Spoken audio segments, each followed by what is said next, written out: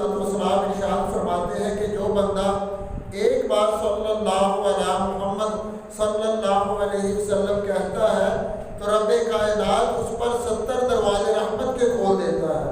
तो सोचे अगर रब की रहमत का एक छिंटा ही हम पर पड़ जाए तो हमारी दुनिया भी समझ जाएगी, आखिरत भी समझ जाएगी। तो जिस पर 70 दरवाजे रहमत के खोल दिए जाए, 70 दरवाजे रहमत के जिस पर खुल जाए, उसकी अजमत का, उस पर रहमतों बरकतों का नज़ूल और उसका मकाम कैसा होगा। और एक जगह इरशाद फरमाया कि जो बंदा ये दुरूद पाक पढ़ता है, रब कायनात लोगों के दिलों में उसकी मोहब्बत पैदा कर देता है। फरमाया कि सवाए मुनाफिक के और कोई भी उससे बुग़्ज़ नहीं रखता।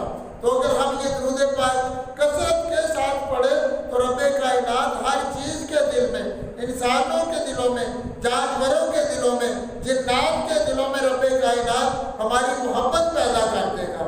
अगर हमारी मोहब्बत पैदा हो गई हर शख्स के दिल में तो यकीन करें कि सारे मामलात रब कायनात हमारे लिए आसान फरमा देगा। सल्लल्लाहु अलैहि मुहम्मद।